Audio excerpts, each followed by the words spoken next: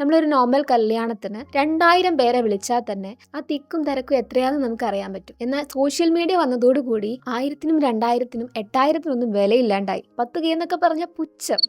അതിൻ്റെ പ്രധാന കാരണം നമ്മൾ ഈ കേനെയൊക്കെ കമ്പയർ ചെയ്യുന്നത് മില്യൺസുമായിട്ടാണ്. 1 മില്യൺ, 2 മില്യൺ, 3 മില്യൺ. പണ്ട് നമ്മൾ ഒരു വര വരച്ചിട്ട് അതിനെ ചെറുതാക്കാൻ എന്ത് ചെയ്യും എന്ന് ചോദിക്കാറില്ലേ? അപ്പോൾ എന്തായിരുന്നു അതിൻ്റെ ഉത്തരം? അതിൻ്റെ മുകളിൽ ഒരു വലിയ വര വരച്ചാൽ മതി, മറ്റേ വര ചെറുതായിക്കോളും. അപ്പോൾ ഈ മില്യൺസിൻ്റെ അടുത്ത് കേനെ വെക്കുമ്പോൾ അതിപ്പോൾ 10K ആയാലും 20K ആയാലും 100K ആയാലും അത് ചെറുതാണ്. എനിക്കൊരു 8K ഉണ്ട്. 8000 സബ്സ്ക്രൈബേഴ്സ്. എന്നെ സംബന്ധിച്ച് എൻ്റെ ചുറ്റും ഈ 8000 പേര് നിന്നാ വലിയൊരു ഗ്രൗണ്ടിലൊക്കെ ആൾക്കാർ നിർത്തേണ്ടി വരും. അത്രയും ആൾക്കാരുണ്ട് അതിൽ. എൻ്റെ ചാനലിൽ എന്നെ സപ്പോർട്ട് ചെയ്ത് നിൽക്കുന്ന 8000 പേരെ ഞാൻ റെസ്പെക്ട് ചെയ്യണം. അവരെ എൻ്റർടൈൻ ചെയ്യാനും അവർക്ക് ഇൻഫർമേഷൻസ് പ്രൊവൈഡ് ചെയ്യാനും എനിക്ക് പറ്റുമെങ്കിൽ അത് നല്ലതല്ലേ? അതുകൊണ്ടാണ് ഞാൻ മാറ്റിവെച്ച് ഒഴിവാക്കി വെച്ച വേണ്ടാന്ന് തീരുമാനിച്ച ഇങ്ങനൊരു വീഡിയോ ഞാനിപ്പോൾ ചെയ്യുന്നത്. നമുക്ക് എല്ലാവർക്കും ഉള്ളൊരു പ്രശ്നമാണ് സ്റ്റാർട്ടിങ് ട്രബിൾ. ഏതെങ്കിലും ഒരു കാര്യം ചെയ്യാൻ തുടങ്ങുന്നതിന് മുമ്പ് നമ്മൾ ഒരുപാട് ചിന്തിക്കും. ഒരുപാടെന്നൊക്കെ പറഞ്ഞാൽ അതിനൊരു ലിമിറ്റ് ഇല്ല കേട്ടോ. ഒത്തിരി അങ്ങോട്ട് ചിന്തിക്കും. ഒരുപാട് തവണ ട്രൈ ചെയ്ത് നോക്കും. 1-2 ഒക്കെ ശരിയാവും. പക്ഷെ നമ്മൾ പോരാന്ന് പറഞ്ഞിട്ട് അതങ്ങ് വെക്കും. പിന്നെ നമുക്ക് തന്നെ ഒരു മടുപ്പാവും. ഫൈനലി നമ്മൾ ആ കാര്യം അങ്ങോട്ട് ഡ്രോപ്പ് ചെയ്യും. ഇതല്ലേ സംഭവിക്കാറ്? 99% ഇതാണ് സംഭവിക്കുന്നത്. അവർക്കൊരു ഗ്രോത്തും ഉണ്ടാവാറില്ല, സക്സസും ഉണ്ടാവാറില്ല.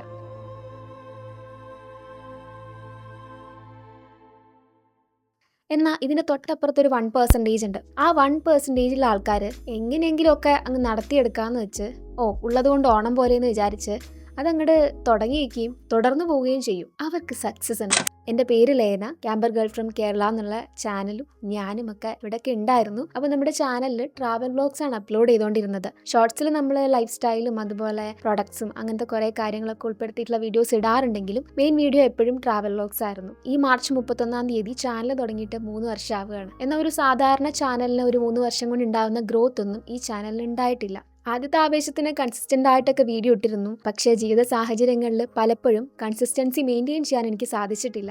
ആദ്യം മാസത്തിൽ 8 വീഡിയോസ് ആയിരുന്നു അപ്ലോഡ് ചെയ്തുകൊണ്ടിരുന്നത്. പിന്നീട് അത് 4 ആയി, പിന്നീട് 2 ആയി, പിന്നീട് മാസത്തിൽ 1 വീഡിയോ ആയി. അങ്ങനെ കൺസിസ്റ്റൻസി കുറഞ്ഞു വരാൻ തുടങ്ങി. പിന്നെ വല്ലപ്പോഴും ചെയ്യുന്ന യാത്രകൾ വ്ലോഗാക്കേണ്ട അവസ്ഥ വന്നു. അങ്ങനെ ഒരു സാഹചര്യം വന്നപ്പോൾ ഇങ്ങനെ പോഡ്കാസ്റ്റ് ടൈപ്പിലുള്ള കുറച്ച് വീഡിയോസ് ഞാൻ ചെയ്തിരുന്നു. അത് ഇൻഫർമേറ്റീവ് ടൈപ്പ് ആയിരുന്നു. പക്ഷെ അതിനധികം റീച്ച് ഒന്നും കിട്ടിയില്ല. ഇതുപോലുള്ളൊരു പോഡ്കാസ്റ്റ് ടൈപ്പ് വീഡിയോസ് ചെയ്യാമെന്ന് ഞാൻ ആലോചിച്ചിരുന്നു. നേരത്തെ പറഞ്ഞ പോലെ ഒരുപാട് തവണ ആലോചിച്ച് ഒരുപാട് തവണ അത് ഷൂട്ട് ചെയ്ത് നോക്കി ഒന്നിനും എനിക്കൊരു തൃപ്തി ഉണ്ടായിരുന്നില്ല. പിന്നെ ആ ഒരു വീഡിയോ ചെയ്യുന്നതിൽ എനിക്ക് തന്നെ ഒരുപാട് കറക്ഷൻസും ജഡ്ജ്മെന്റ്സും ഒക്കെ വന്നു. അങ്ങനെ ഫൈനലി ഞാനത് ഡ്രോപ്പ് ചെയ്തു എന്നുള്ള അവസ്ഥയിൽ നിൽക്കുമ്പോഴാണ് കഴിഞ്ഞ ദിവസം ഞാൻ ആ വീഡിയോ കാണുന്നത്. ഒരു സിനിമാ പ്രൊമോഷൻ വീഡിയോ ആയിരുന്നു. അജു വർഗീസ് ഒക്കെ പങ്കെടുത്ത ഒരു ഇന്റർവ്യൂ ആയിരുന്നു അത്. ആ ഇന്റർവ്യൂവിൽ പറഞ്ഞ 1-2 കാര്യങ്ങൾ അതിന്റെ മോട്ടിവേഷന്റെ ബേസിലാണ് ഞാൻ ഈ വീഡിയോ ചെയ്യുന്നത്. അപ്പൊ അതിൽ പറഞ്ഞൊരു കാര്യം, ഈ 10K എന്നൊക്കെ പറയുന്നത് വലിയൊരു നമ്പറാണ്. നമ്മളൊരു നോർമൽ കല്യാണത്തിന് 2000 പേരെ വിളിച്ചാൽ തന്നെ ആ തിക്കും തിരക്കും എത്രയാണെന്ന് നമുക്ക് അറിയാൻ പറ്റും. എന്നാൽ സോഷ്യൽ മീഡിയ വന്നതോടുകൂടി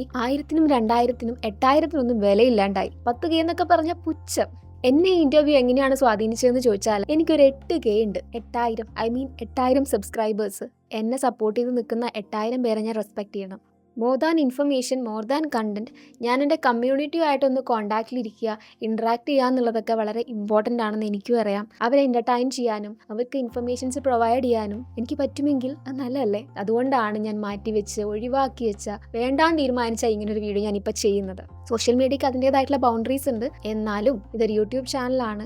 ഒരു യൂട്യൂബ് ചാനലിനെ സംബന്ധിച്ച് സബ്സ്ക്രൈബേഴ്സ് വളരെ ഇമ്പോർട്ടൻ്റ് ആണ്. അവർ എനിക്ക് തരുന്നൊരു സപ്പോർട്ടിന് ഞാൻ റെസ്പെക്ട് ചെയ്യണം. കൺസിസ്റ്റൻ്റ് അല്ലാതിരുന്നിട്ടും എൻ്റെ ചാനലിൽ ഇത്രയും കാലം എന്നെ സപ്പോർട്ട് ചെയ്തുകൊണ്ട് നിന്ന ഓരോരുത്തർക്കും ഹൃദയത്തിൻ്റെ ഭാഷയിൽ നന്ദി പറയുന്നു.